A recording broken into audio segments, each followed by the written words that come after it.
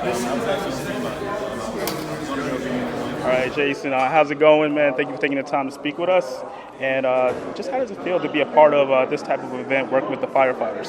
No, look, this is fantastic.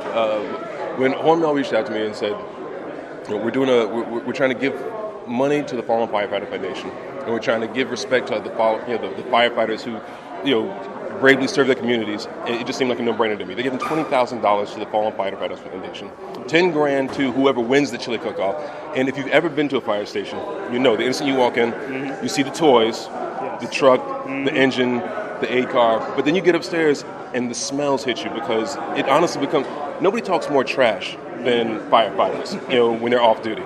And the only thing you can really talk trash about is, besides how you fight fires, is how you cook. Right. So that's always a competition in every firehouse. I mean, the Station 20, the one that Station 19 is based off of in Seattle, we actually were late shooting. They yelled at all the actors because they had some jerk chicken going on upstairs, and it was going off. So I got off the elevator, and I had a flashback to that moment where the smells of this chili hit me, and I got hungry.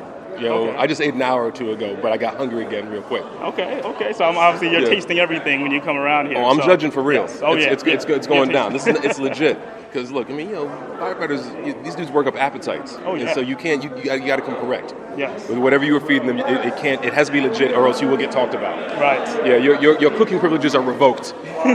You just do hoses from now on. Just like that. You're trying to feed these guys because they live together for 24 hours at a shot every other day. Right. So half your life is spent with these people. You eat breakfast, lunch, and dinner with the crew. So when you find the guys who actually know how to cook, who know how to throw down and cook for an entire crew, that's a special spot within the crew. And you get some love. So this just made all the sense in the world to me when Hormel brought it up to me. I said, any opportunity to raise money for the Fallen Firefighters Foundation. $20,000 for them, $10,000 for the Firehouse that wins. I was like, yeah, I'm good. I'm in. It's perfect. Now, I have to ask you as well, because obviously on Station 19, you're playing a firefighter. Yes. Did you get a lot of lessons? Just obviously, were you shadowing, current firefighters and just preparing for the role? No, we have fire techs that put us through our paces beforehand and just work this out. Because little things like getting in and out of the turnouts. They call them, depending where you are, sometimes they call them bunkers. We call them turnouts. It's a fireproof gear that's like 40 pounds of gear, and then the oxygen tank's another 15, 20 pounds. So you're rocking around 60 pounds of gear on, but you got to get in and out of that in minimum 60 seconds. Right. The reality is, if you take 60 seconds to get in and out of it, you're going to get talked about. Yeah. You should be getting in and out of it in less than 30 seconds.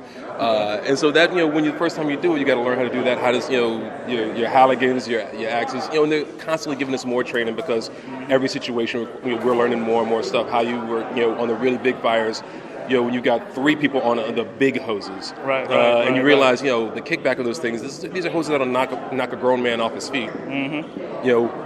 One on front, 2 people backing them up, and how to do that, how to march in unison to get that. So it's. Look, I'm like a little kid with toys, basically, but I get to still say really, say grown-up words and whatnot. Great. Now, I have to ask you, obviously, you say you're picking up all this weight and you got to do all this movement. You're in great shape.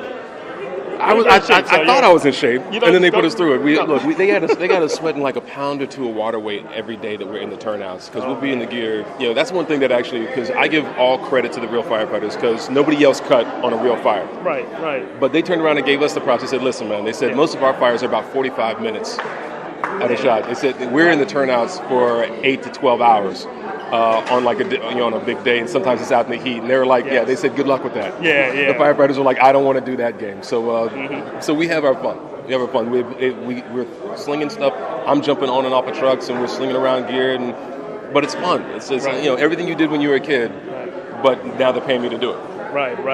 Well, Jason, thank you very much for taking the time and obviously coming out here and judging. So we appreciate it. Look, anything. I just want people to recognize that the firefighters are the one public servant that are pure heroes. Yes. Because when they come, it's only because you're having a bad day. Everything else gets complicated. Firefighters are very uncomplicated. They're just there to protect and serve the community. And so anything we can do to help them, I'm all about it. Right. Thank you very much. All right, man. Take care.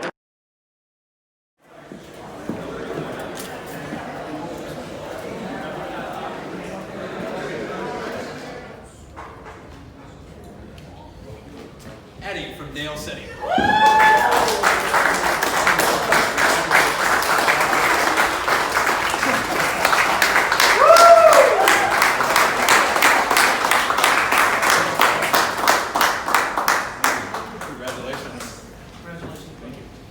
you go. Now you got to get that back on the plane. Right. I don't know if you can take it with the manual after, but TSA's not going to work.